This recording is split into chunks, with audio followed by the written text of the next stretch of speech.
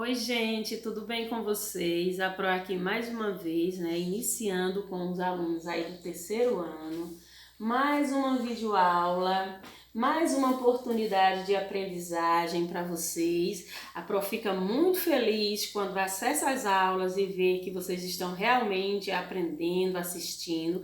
É sempre para mim um prazer muito grande trazer para vocês conhecimentos. Então, como sempre, primeiro procedimento da nossa aula, seja aqui através dos vídeos ou lá na sala mesmo, né? Quando a gente está na sala de aula, primeira coisa que a gente sempre faz na nossa aula para iniciar ela é a correção da atividade que foi para casa. É necessário que a gente sempre faça isso, porque quando eu faço a atividade e corrijo, eu tenho a oportunidade de ficar ali vendo o que foi que eu errei, né? E o que eu não vou mais errar, porque a partir de agora eu vou corrigir.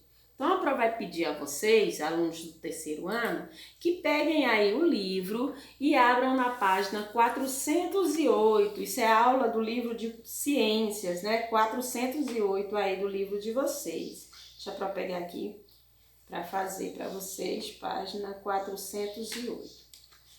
Lá na página 408, a gente está encerrando o nosso livro de ciências. Estão vendo aí?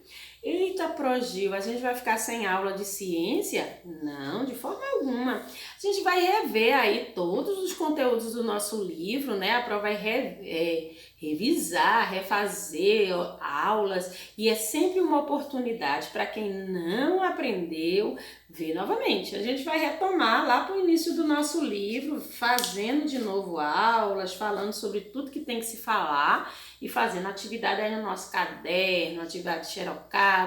Hoje a gente está fazendo a última atividade do livro na matéria, mas isso não quer dizer que vocês vão deixar de ter aula de ciência, não. A gente vai continuar tendo aula de ciência, viu?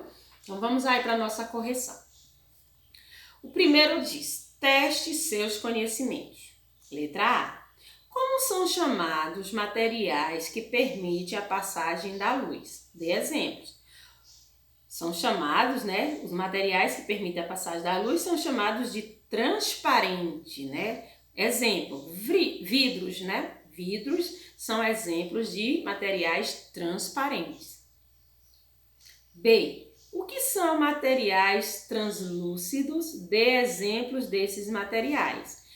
São os materiais que deixam passar apenas partes, né? Partes da luz. E aí, também colocamos como exemplo alguns tipos de vidros, né? Alguns tipos de vidros também que são fosco, alguns tipos de vidro fosco, a água quando ela é turva, tudo aí é exemplo de materiais translúcidos. O que são materiais opacos? São aqueles que não permitem a passagem da luz. Exemplo, o corpo humano. O corpo humano é considerado um material opaco porque não se passa a luz pelo corpo, e aí a partir do momento que a luz não consegue passar pelo nosso corpo, acontece aí o que a gente chama de sombra. Por quê? Porque vai projetar a luz, vai projetar na frente uma parte escura, e essa parte escura recebe o nome de sombra. Vamos lá para o segundo, que diz: copie as frases retirando o não quando necessário para que as afirmações fiquem corretas.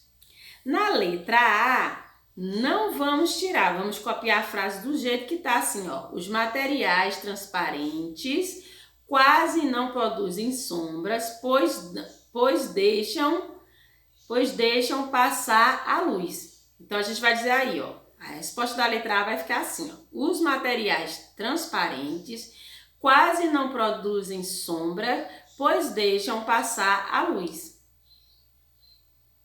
Tiramos o não aí da segunda parte, tá vendo? Vamos para a letra B. Vai ficar: os materiais opacos produzem sombras muito fortes, pois não deixam passar a luz. Na letra C, a frase vai ficar: os materiais translúcidos produzem sombras suaves, pois deixam passar a maior parte da luz. terceiro. Quando brincamos de teatro de sombra, como podemos fazer para aumentar ou diminuir a sombra dos objetos? A sombra dos objetos aumenta à medida que o ponto que emite luz se distancia do objeto e vice-versa. Então, à medida que eu distancio a luz daquele objeto, a sombra fica maior. À medida que eu aproximo a luz daquele objeto, a sombra fica menor. 4. Classifique os objetos relacionados como opaco, translúcidos, transparentes em relação à luz. Então, aí vocês têm uma lista aqui, ó. Aqui vocês têm uma lista de palavras, tem papel vegetal, vidro comum, tijolo, areia, ar, água limpa, madeira, vitral e espelho.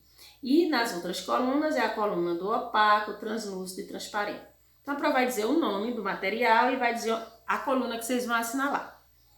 No papel vegetal, a gente vai assinalar um X onde tem translúcido, vidro comum, um X lá em transparente, tijolos em opaco, areia em opaco, o ar em transparente, água limpa, um X em transparente, madeira, um X em opaco, vitral, um X em translúcido e espelho, um X em opaco.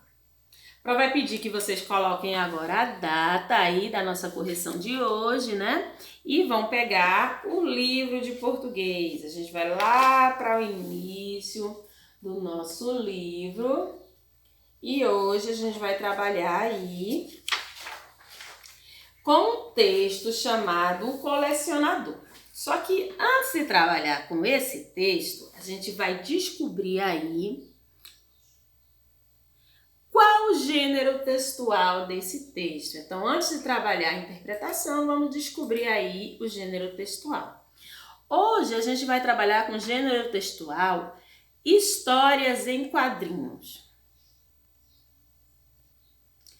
As histórias em quadrinhos também podem ser conhecidas como HQ. H de história e Q de quadrinho. Isso aqui é um gênero textual e nós vamos descobrir agora por que ele é um gênero textual. Tão presente no nosso dia a dia, né? Quem não gosta de história em quadrinho? E quando a gente pensa em história em quadrinho, automaticamente quem é que vem aí na mente de vocês? A Turma da Mônica, né? Os quadrinhos ótimos da Turma da Mônica. Todo mundo gosta de ler. Então vamos lá. História em quadrinhos. Histórias em quadrinhos ou HQ, quando alguém fala HQ para vocês, vocês já sabem que estão falando de história em quadrinhos. É o nome dado à arte de narrar histórias por meio de desenho e texto disposto em sequência normal e horizontal. Então vamos aqui destacar coisas importantes dessa afirmação. Vamos aí com a prova. Então aqui ó, ele disse que é a arte de narrar. Quem lembra o que significa narrar? Narrar é a mesma coisa de contar. Então a gente já sabe que a história em quadrinho vai contar uma história. A história em quadrinho é um gênero narrativo, né? Aquele que conta uma história. Só que essa história não vai ser contada com palavras, vai ser contada com o quê? Com desenhos. Por isso que ele diz aqui, ó, por meio de desenhos. Então vai ter lá os desenhos contando esta história. Mas esses desenhos, eles obedecem uma sequência. Significa que vai ter lá o começo, o meio e o fim e todos os elementos que vocês têm em uma narrativa. Personagem, tempo, espaço, narrador. Então tudo isso vocês vão encontrar na história em quadrinho. Qual é o diferencial desse tipo de texto, terceiro ano?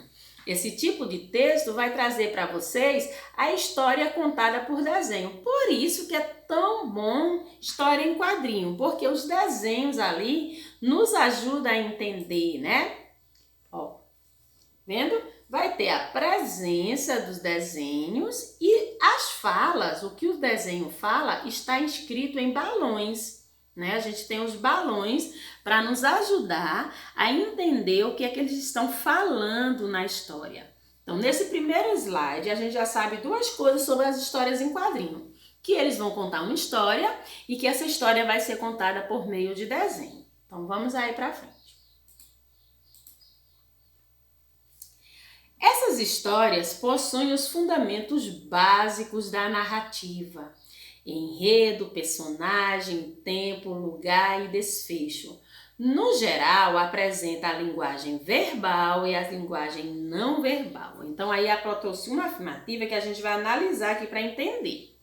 Primeira coisa que ele disse para vocês entenderem aí. Se ele vai narrar uma história, ele vai usar tudo que a gente tem em uma narrativa. O que ele vai usar na narrativa?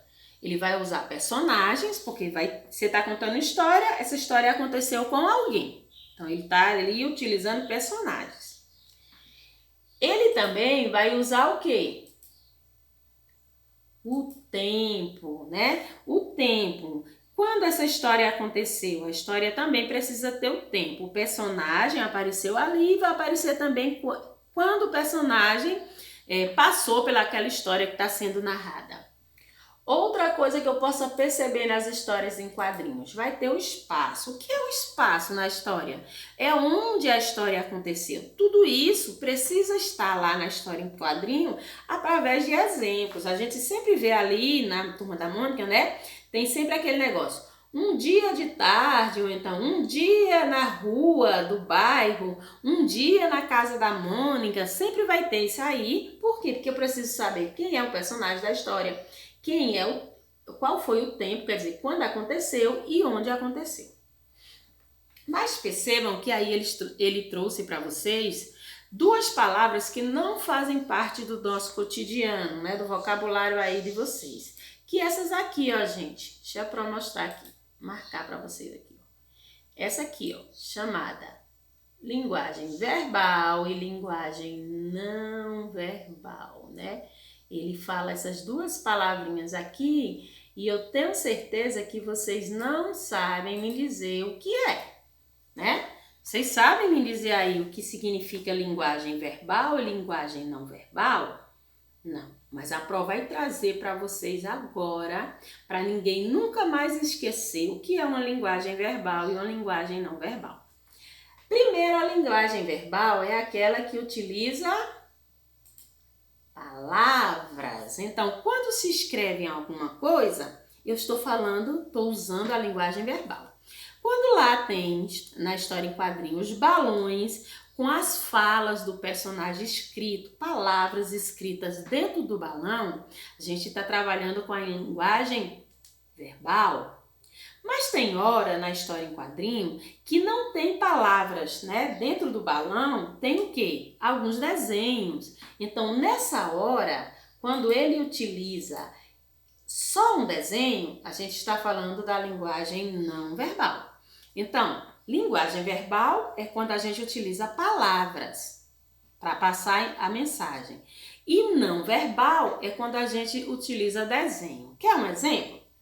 Quando a gente vai no hospital, né, às vezes tem lá um quadro com uma enfermeira com o dedo assim na boca, né, pedindo silêncio.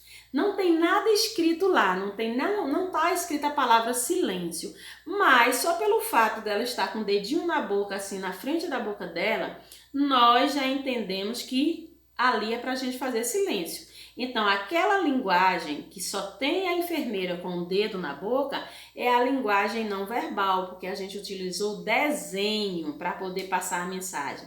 Mas se tivesse escrito lá silêncio, escrita a palavra silêncio, ali era a linguagem verbal. Entenderam aí o que é linguagem verbal e não verbal?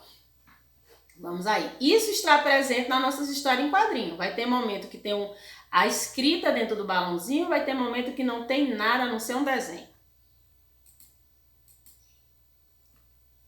Os artistas utilizam diversos recursos gráficos nesse gênero textual, com o intuito de trazer ao leitor, quem é o leitor? A pessoa que lê, né? Aqui, ó.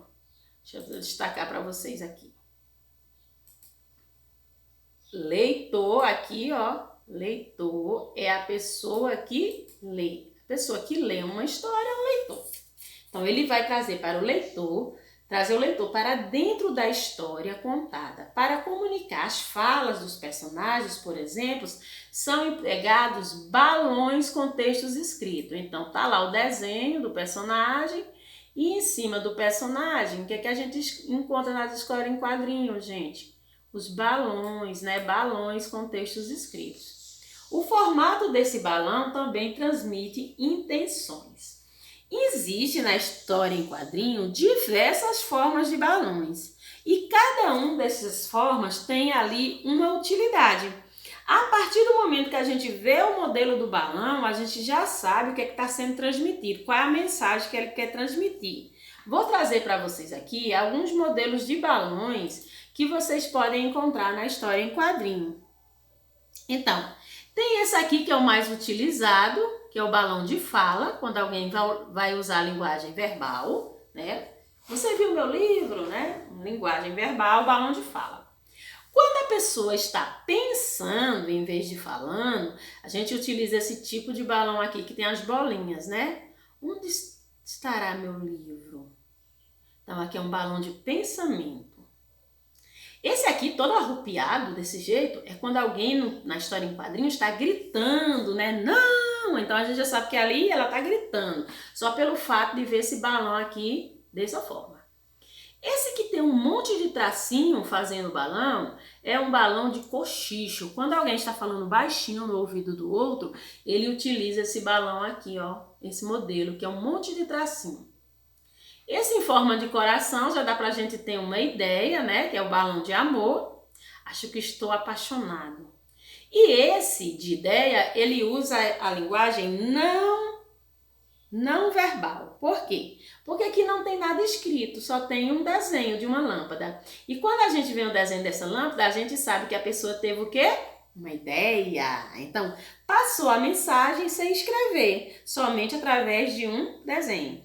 Então, esses aí são uns dos exemplos de balões que vocês podem encontrar nas histórias em quadrinhos, né? E cada um desses balões são utilizados para passar uma mensagem do que o personagem está fazendo naquele momento.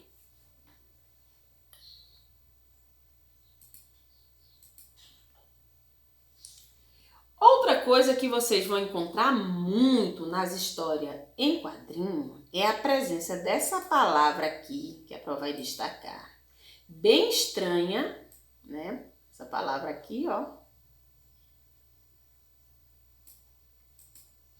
Que palavra é essa, gente? Chamada onomatopeia, né? Onomatopeia é uma palavra bem estranha, mas quando a Pro explicar para vocês o que é, vocês vão perceber que é muito tranquilo. A gente utiliza muito onomatopeias e nem sabe que o nome é aquilo, ó.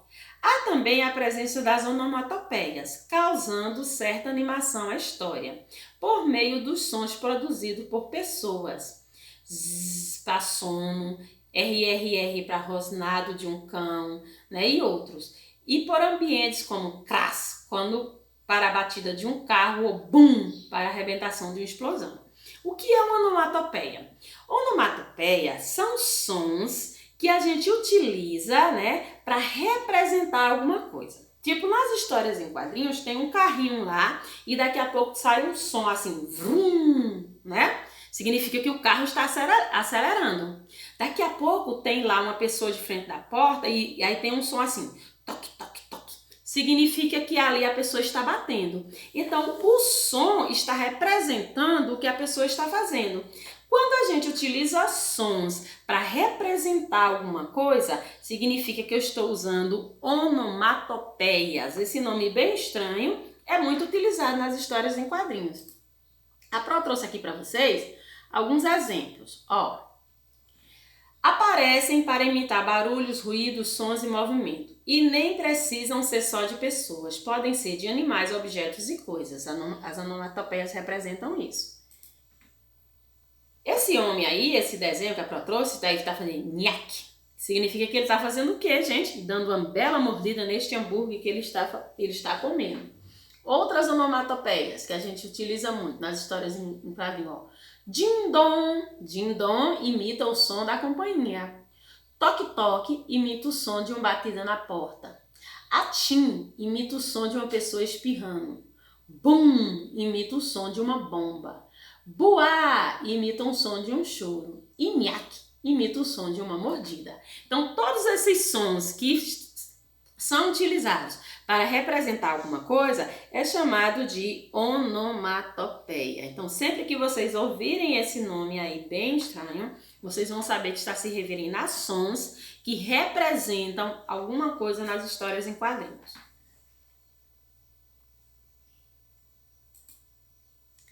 Muito tranquilo a nossa aula de hoje, né? Muito tranquilo mesmo, porque eu adoro falar sobre histórias em quadrinhos, porque eu acho super divertido, até as características das HQ, né? Até as características das histórias em quadrinhos são legais, porque você consegue entender facilmente, através do que você já lê das histórias em quadrinhos, a presença de tudo que a Pro explicou aí para vocês.